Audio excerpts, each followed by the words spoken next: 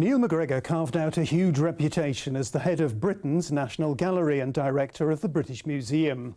Now he's aiming to repeat the magic at Berlin's Humboldt Forum. But what does this consummate European think about the Brexit, the very real prospect that the people of Britain might actually vote themselves out of the European Union? Neil MacGregor, it's a great pleasure to welcome you today to the interview here on DW. And I'd like to say a very warm welcome to our international viewers. Thank you.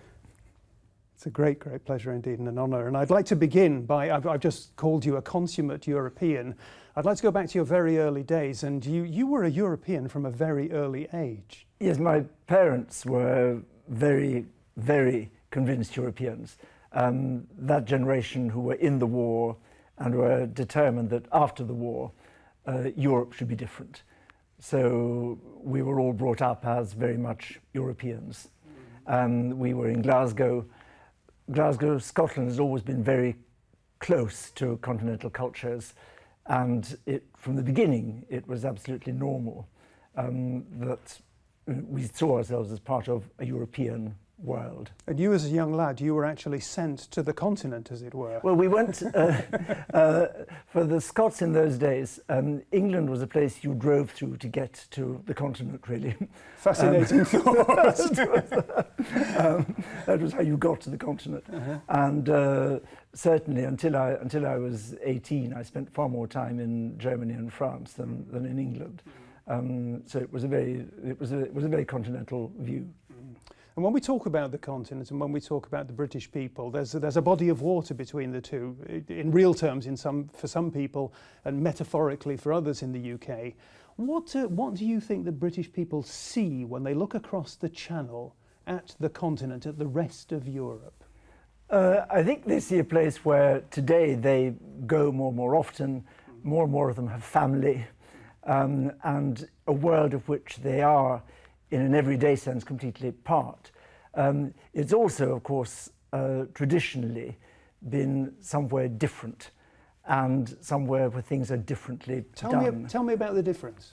The difference is... Because when both you and I were young people, one of the sentences, one of the terms that you often heard is, they do things differently over there. What were people referring to? The sense of being politically different was always very strong, that we had our own way of doing things. It was not just driving on the wrong side of the road. It was that everything, particularly about the political life, was different. And you're a man of ideas, so I'd like to ask you to tell me, how realistic is it to actually talk about Europe for such a diverse and large continent? Does it really have a shared identity and a shared culture, or is that a kind of a projection? No, I think Europe certainly does have a shared identity because it has a shared history. And it's had a shared history for at least 2,000 years. And no European country could imagine itself not being connected to, influenced by its neighbours. And above all, perhaps, the shared experience of the 20th century, the fact that all Europeans experienced the two wars, the collapse of civilization, and then built it up again. That gives a shared experience, which I think makes for some kind of European identity. But it's also a cultural one. We have the same notion of what it means to be a citizen, the same notion of what it means to have civic freedoms and to function as a society. Those are very shared ideas. You're using the word we. To what extent is the United Kingdom part of the shared narrative that you have just described? It always has been. I think the United Kingdom has always been. There are many people who wouldn't buy into that. There are many people who would say that there is a divide there. Every nation in Europe thinks of itself as special and separate, of course, and that's true. Every nation has its own particular history, and because of the Channel, because of the geographical separation, the British have always thought of themselves as separate in a different way from the others. But I think everybody would acknowledge that British history in the 20th century has been overwhelmingly the history of Britain in the context of Europe. You're putting a very positive spin on the whole story about Britain belonging to Europe or not, but how do you explain for yourself why there are maybe half of the British people, that's what we're being led to believe ahead of the referendum, who are possibly willing to vote themselves out of the EU? I think it's a couple of things. One of the first things is, I think, the historical notion of identity. and how the British see themselves. One of the national myths of the British is that we have always been able to stand alone and, when necessary, to rescue the rest of Europe. Whether it was from Spain in the 16th century, France in the 17th and the 18th, or then Germany. This is a strong part of the national myth, and whether it's Dunkirk or Henry V, it's there. That, of course, is one part of the story, but it depends whether you see that part of the story as the more important one, or whether you remember that all those struggles were conducted with European allies in every case, and that it was always part of a bigger European narrative. You're very much you're a man of ideas, and you've very much been a bridge builder between Germany and Great Britain. And I'd like to ask you to tell me to what extent you think that the anti-EU sentiment that manifests itself at the moment in the UK is possibly anti-German sentiment. I don't think so at all. You don't think I don't think so at all. I think I think the hostility to Germany, which was the heritage of the wars, has completely dissipated. I think you could see that in the World Cup. When Germany won the World Cup, Britain celebrated. That moment is over.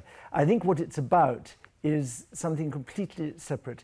It is the idea that that there is growing a power, a centre of power that is somehow going to take over institutions in Britain. And I think it's because in Britain we've always had one centre of power and only one.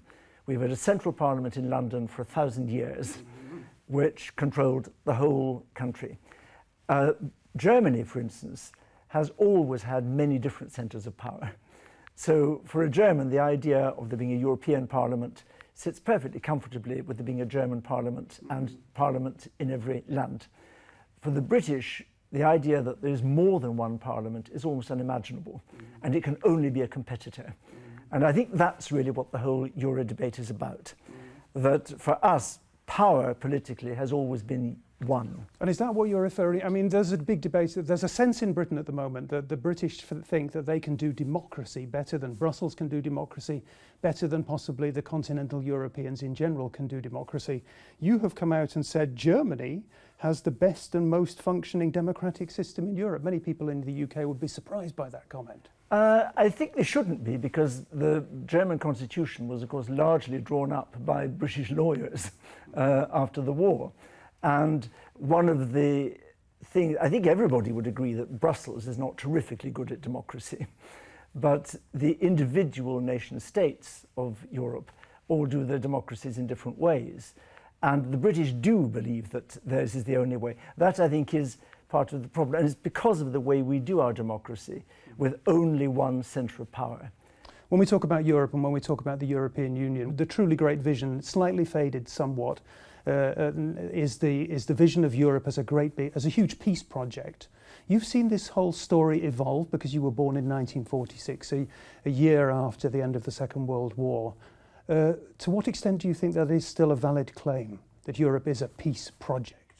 I think it's very much a valid claim, because it is about accepting that all kinds of differences have to be discussed and negotiated. Very slowly, very carefully, but that's how you resolve the differences. And that's why it's such a difficult and cumbersome structure. It's why, again, I think the British find it difficult, because they're used to governments that move fast. But it is a peace project. And above all, it's a project about a certain kind of citizen. It's about a citizen being free, about a citizen being able to pursue what interests them. And that, I think, is what is at the centre of the whole project, a kind of society and notions of justice, notions of social cohesion. That's really at the heart of the European project, I think. I'd like to move on to the Humboldt Forum, the model of which we can see over your shoulder. That's your main project here in Berlin at the moment. Tell me what you're trying to achieve there. What's it all about for people who don't know? The Humboldt Forum that you can see behind, the model you can see behind, is a reconstruction of the city palace of the kings of Prussia and the German emperors. It's now going to be used to house two great museum collections. The collections of Africa, Oceania, and the Americas, one of the great ethnographic collections of the world, and collections from East Asia, China, India, Japan. The hope is that through those collections, there will be a different way of thinking about the world, because those collections will now sit beside the collections from the rest of the world already in the middle of Berlin. The Humboldt Forum idea is that we can look at the whole of humanity together, look at the problems that people have always confronted, look at a globalized world, not as something that just happened in the last 20 years, but as something that actually has shaped humanity for thousands of years. And that will be done mostly through exhibitions, through temporary exhibitions, drawing on the collections of Berlin from all over the world and looking at problems that are of interest to everybody. We normally have three incomplete sentences at the end of the interview, and I'd like to ask you to complete the sentences. The first one is, if Britain were to break away from the EU, it would lose? It would lose its chance to go on shaping the future of Europe in social and political terms. And if Britain were to break away from the European Union, the EU would lose? I think it would lose a habit of looking across the whole world. The global view, which has always been the other part of Britain's life. And the outcome of the referendum will be? As Mr. Asquith would have said, wait and see. A wonderful, very diplomatic answer. Neil MacGregor, thank you very, very much for joining us here today on The Interview. Thank you very much.